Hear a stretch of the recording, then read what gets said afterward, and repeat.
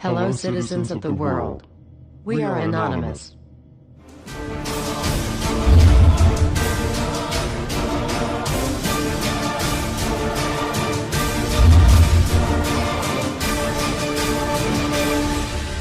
Guess what, world? We are back. Everywhere you look, corruption. We continue to fight pointless wars over lies, and we are killing innocents and letting our children die in wars just to ensure the Federal Reserve can continue their petrodollar scandal. We are sitting idly by while these crooks continue to loan fake money out to us at interest, stealing our homes, and enslaving our children. Let me make this extremely clear to all of you listening. Many corporations, especially the Federal Reserve, used the government to steal $17 trillion from your children. Your children did not have that money. They are now debt slaves. These people have stolen money from your children that are not even born yet, and sold their freedoms. They have enslaved you and many around the world. Wake up, world. And they did all of this by counterfeiting money and loaning it out at an interest. They have stolen hundreds of trillions from people around the world. Have you heard about Microsoft's Xbox manufacturers in China? They had to install suicide nets outside their buildings to ensure their employees don't jump out of the window to commit suicide. These are the conditions your children in the US will be working under when the debt is soon owed, and it will be owed. It is not a matter of if it will be owed, but it is just a matter of when. And it will happen as soon as the United States economy collapses, which will happen very, very soon. And if you think because you do not live in the United States this does not affect you, you are wrong. And you are next. The only way we can stop this is if we all unite together and fight it. People of the US are waking up to the Federal Reserve scandal, and the powers that be are currently afraid of retaliation. And that is precisely why they trying everything they can to disarm us. You know how the media has been saying gun violence has been out of control and at an all-time high. They are not simply twisting the truth here or exaggerating. They are absolutely bold-faced presenting lies to you. First off, realize, gun violence in the United States has always been shockingly low. And gun violence has dropped by 49% in the last 11 years. The already absurdly low gun violence in America has literally dropped in half. In half. The fact they are saying that it is at an all-time high perfect demonstrates how biased the government and the media is. If this doesn't prove to you that they have an agenda, then nothing will. Do you remember how the media keeps repeating that there has been 74 school shootings since Sandy Hook? Those 74 shootings were not even mass shootings like they claim. Most were suicides and none of them even took place at a school. Not a single one. They are presenting lies to you, America. When will you wake up? At some point you have to ask yourself, why would the government fake 74 mass school shootings involving children? If they get our guns, we will lose the fight against them. And they will take away absolutely all of your freedoms and you and your children will be forever slaves. And don't forget they purposefully put you and your children into that debt. And because the Federal Reserve is present in all countries, the other countries of the world are next soon after. This plan is called the New World Order. It is the same New World Order the Vice President of the United States called for on national TV a month ago. He said we need to strive for and complete the New World Order. This is also the same New World Order President George Bush and President Kennedy said is our country's lifetime goal. And the same New World Order George Bush said on national TV said will happen no matter what we do, and we cannot prevent it. This has all been a long-time plan. The Federal Reserve and their partners want complete control of humanity. We cannot let this happen. They want to rule over us, like kings and queens. And humanity will be forever lost to enslavement by a bunch of tyrants who have publicly admitted they want to kill off the majority of the population so the masses are easier to control. They are going to wipe your bloodline completely off of the earth. He'll tell you the order of things to happen. The enslavement will follow immediately after guns are taken away and you cannot fight back. If they cannot get the guns before the economic collapse, then they will wait until the economy collapses. When the economy collapses, people will be starving. There will be looters and shootings. The government will insist on taking guns away to help, and as soon as the guns are taken away, then we will fall into a complete dictatorship. Do not fall for it. Remember, They are the ones who caused the economic collapse to begin with. This is the same tactic used on Germans and it worked. So expect it. As soon as the economy collapsed and the masses were starving, the German government asked the people to give up their rights and they listened. And then eventually the government was throwing the naked masses into giant burning hot ovens for mass execution. Do not give up your rights. Do not give up your guns. Fight back, as they were the ones who caused the problem. Just so you know, the people who are behind this Federal Reserve scam and New World Order are the same ones who funded Hitler's campaign. Make no mistake, these people are as brutal as Hitler himself, even more brutal. In fact, now we are going to show you some. Assuming America grows some balls and we win, we will need an overall plan. We have come up with a perfect plan. This plan offers extraordinary possibilities. It will make for the most beautiful and free world you can ever imagine.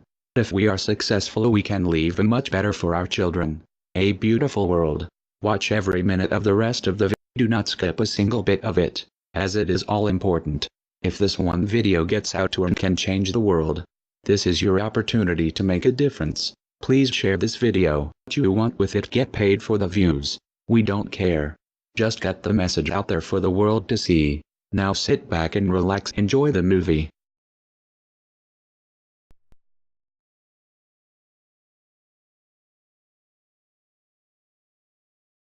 To you? Makes perfect sense. Okay. Anybody else want to throw anything out at us?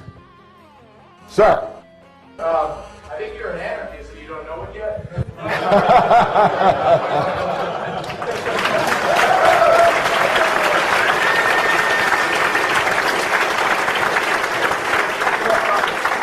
Do you hear me denying anything?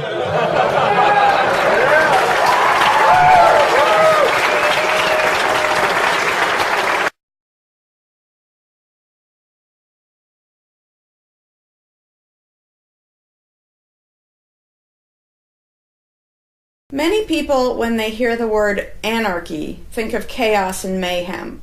So they assume that an anarchist must be in favor of disorder and violence. That is the complete opposite of the truth. Most objections and complaints about the anarchist or voluntarist philosophy are not actually about the philosophy itself, but result from people misunderstanding what the philosophy is all about. To illustrate a few points, we will use the example of two fictional islands.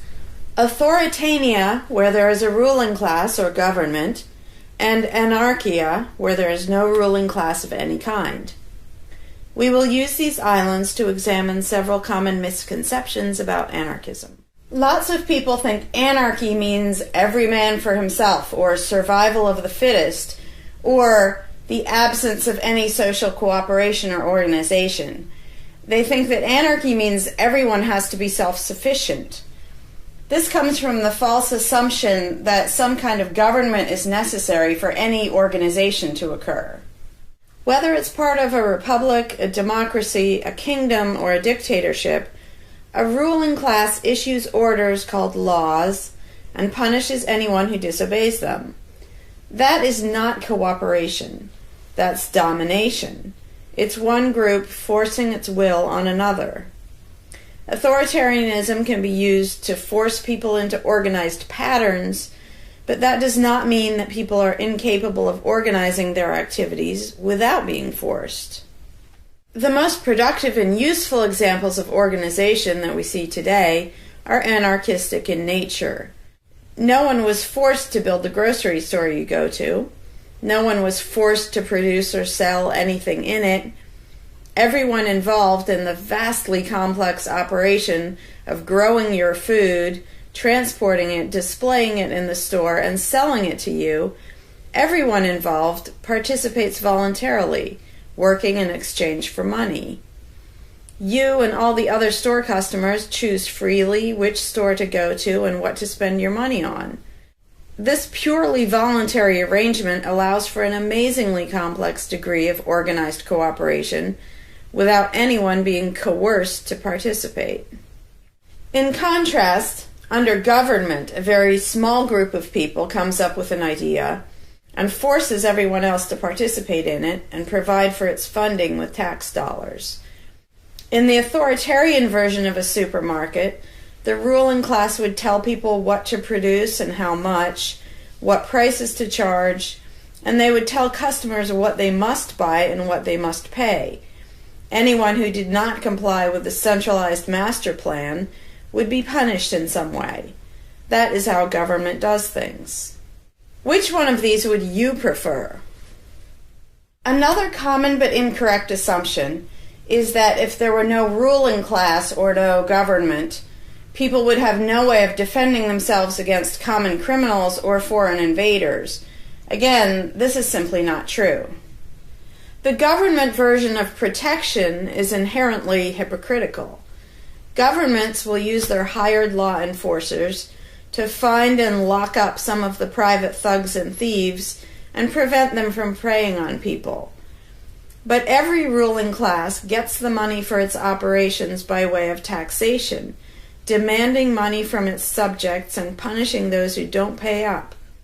Oddly, every ruling class insists that it needs to be able to forcibly control and extort money from people in this way in order to protect them from private criminals who might try to forcibly control and extort them.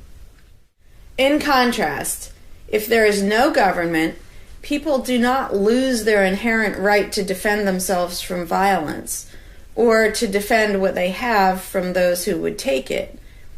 Every person has this right, and they also have the right to organize and cooperate with each other to exercise that right. Organizing for mutual defense does not require any government-granted laws or authority.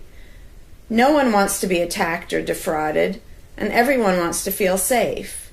Whether each person takes this on himself or herself individually, or whether they hire and organize others to do it on their behalf, it can be done on a voluntary basis.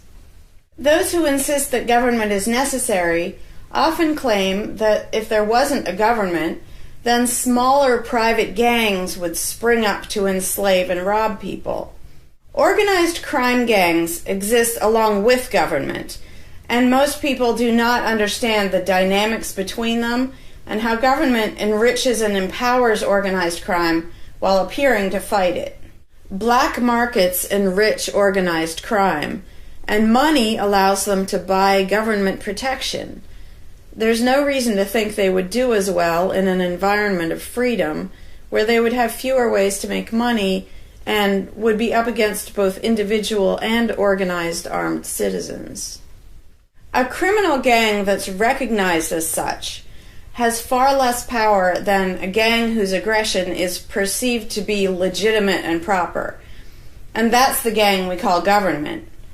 When thuggery is called law enforcement, and thievery is called taxation, and self-defense is called crime and terrorism, then even the widespread ownership of